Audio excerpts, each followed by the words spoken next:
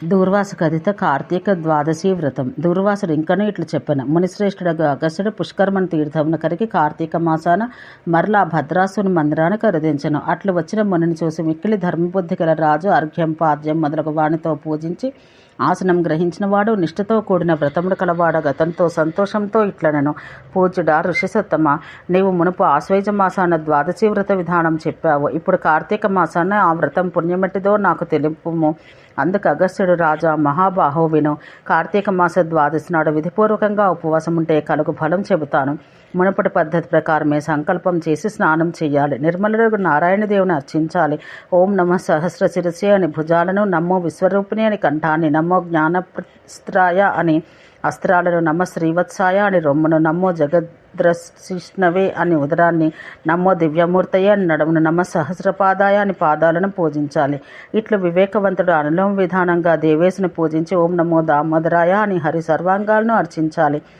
ఇట్ల విధానం అనుసరించి పూజించి ఆ దేవుని ముందు లోపల రత్నాలు కలవి, తెల్లని గంధపు పూత కలవి, మాలలు కట్టిన మెడలు కలవి, తెల్లని వస్త్రములు చుట్టబడినవి, నువ్వులు బంగారు నాణాలు గల రాగి పాత్రలు పైన నిలిపినవి 4 కుంభాలు ఉంచాలి.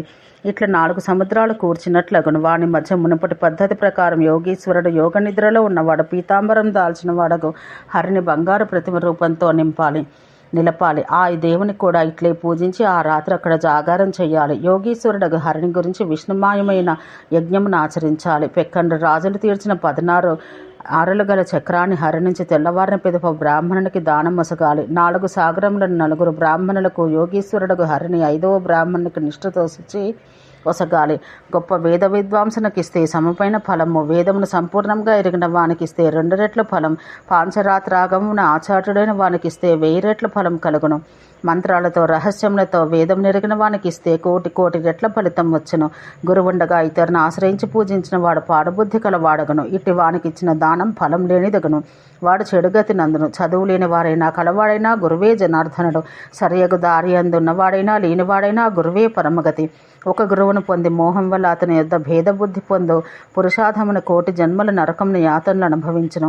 ఇట్లు విధిపూర్వకంగా ద్వాదశి యందు విష్ణువు నర్చించి విప్రులకు శక్తిని అనుసరించి దక్షిణలొసకి భోజనం పెట్టాలి. ఈ ధరణి వ్రతం మునుపు ప్రజాపతి ఆచరించి ప్రాజాపత్యాన్ని అట్లే శాశ్వత పరబ్రహ్మ స్వరూపముగా ముక్తిని పొందెను. యవనాసుడను రాజర్షి ఈ వ్రతవధానం చేత మాంధాత అను కొడుకును శాశ్వత బ్రహ్మమును పొందెను. అట్లే హైహయరాజు కృతవీర్యుడను వాడు కార్తవీర్యుడను కొడుకుని పొందెను. శాశ్వత బ్రహ్మం సాధించెను. ఇట్లే శకుంతలయు తపస్సు చేసి దుష్యంతుని వలన చక్రవర్తియగు శాకుంతలని అనగా భరతుని కుమారునిగా పొందెను.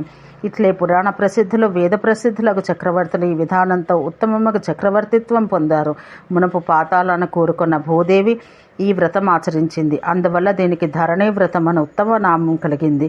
వ్రతం పరిసమాప్తైన తరువాత సంతోషించిన శ్రీహరి ధరాదేవిని వరాహ రూపం దాల్చి పైకెత్తి నీటిలో మునిగిన నావను వలె నిలవబెట్టెను.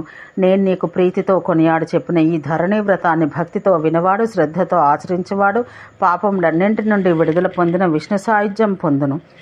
ఓం శాంతి శాంతి శాంతి.